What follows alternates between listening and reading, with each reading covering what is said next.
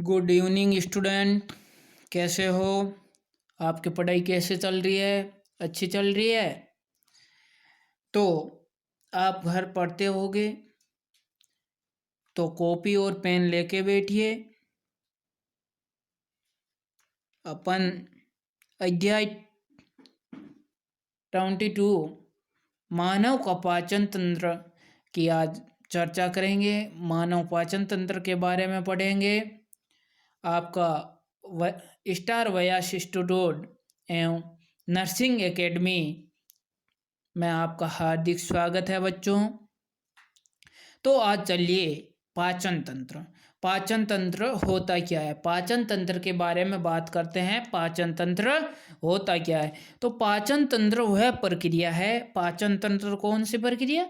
वह प्रक्रिया है जिसमें जटिल कार्बनिक पदार्थ को जल अपघटन घटनीय एंजाइमों के द्वारा सरल कार्बनिक पदार्थ में बदल दिया जाता है। सरल कार्बनिक पदार्थ में बदल दिया जाता है जो अपघटित होता है।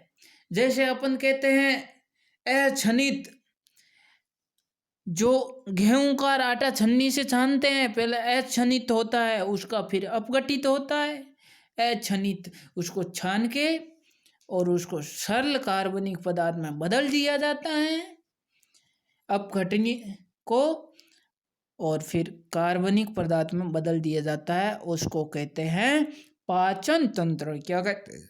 पाचन तंत्र।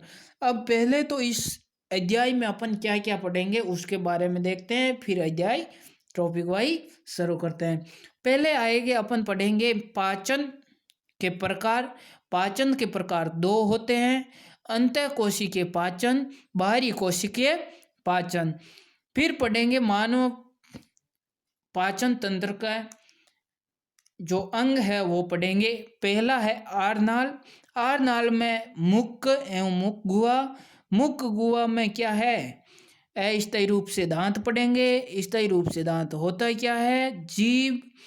फिर पढ़ेंगे ग्रसनी, ग्रसिका या ग्रास नली, अमाशय, छोटी आंत, बड़ी आंत और मल द्वार। ये पढ़ेंगे अपन इस चैप्टर में। तो इसकी पहले चर्चा कर लेते हैं अपन। अब आगे हैं कि गुदा। फिर सहायक पाचक ग्रंथि कौन सी है? जो भोजन के पचाने में सहायक ग्रंथियां है वो कौन कौन सी है? वो है लार ग्रंथि, जठरस ग्रंथि, यकृत, पित्ताशय, अग्नाशय, आंत ग्रंथि। ये पढ़ेंगे इस चैप्टर में। फिर पढ़ेंगे अपन इस चैप्टर में, फिर पढ़ेंगे भोजन के पाचन की क्रिया विधि, पचित भोजन का अवशोषण,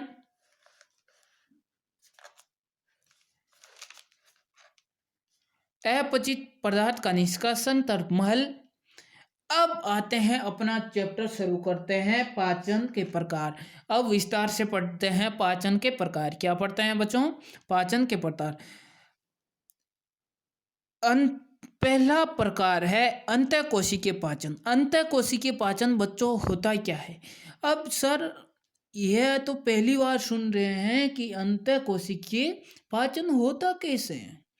तो जब पाचन की प्रक्रिया कोशिका के अंदर होती है तो इसे अंतःकोशिका पाचन कहते हैं।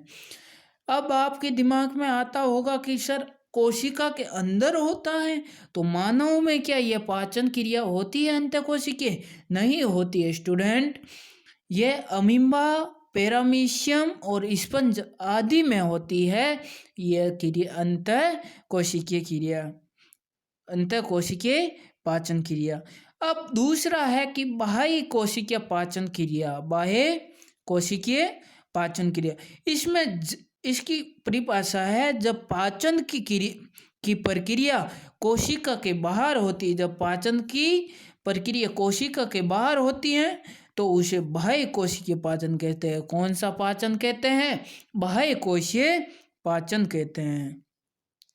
जैसे एनिडा, मोलस्का और कोर्डेटा, इस संघों में ही ये पाचन बाह्य कोशिकीय पाचन।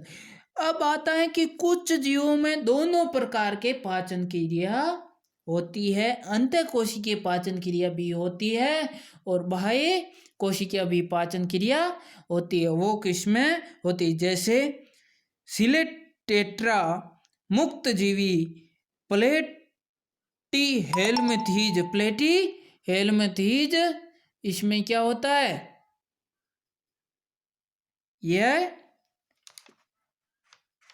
प्रक्रिया होती है। अब अपन पढ़ेंगे मानव पाचन तंत्र। मानव पाचन तंत्र के दो भाग होते हैं। कितने भाग होते हैं? दो। पहला आहार नाल और दूसरा है सहायक पाचन ग्रंथियां। यह स्ट्रक्चर है पाचन तंत्र का। ये आहार नाल का डायग्राम, आहार नाल है यह कम से कम आहार नाल होती है 8 से 10 मीटर की। और यह होता है मुख्य गुहा। कौन सा मुख्य गुहा होता है? मुख्य गुहा। यह मुख्य से शुरू होता है और लास्ट कहाँ तक? गुदा नाल मलाशय तक जाता है। अब इसका पहला है आहार नाल। क्या होता है? आहार नाल। आहार नाल मुख, ग्रासनी, आमाशय, छोटी आंत, बड़ी आंत और मल द्वार, ये सभी मिलकर शरीर के सभी अंग मिलकर आहार नाल का निर्माण करते हैं। उसे कहते हैं आहार नाल। क्या कहते हैं? आहार नाल।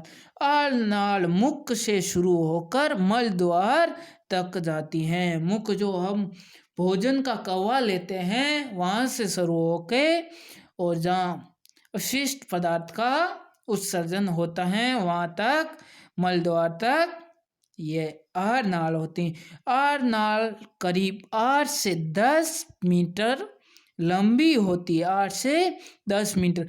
अब आप कहोगे सर 8 से 10 मीटर लंबी, ये क्या सीधी डाल रखी है हमारे पेट में?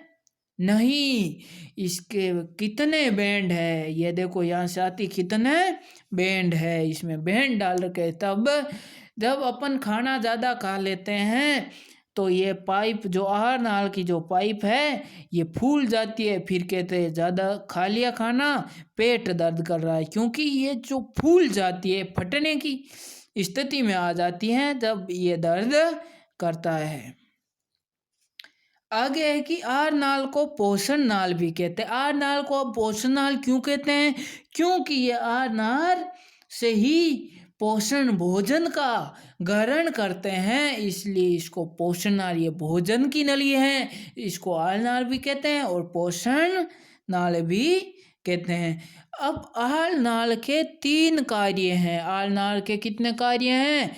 3 कार्य हैं। टोटल कितने कार्य हैं?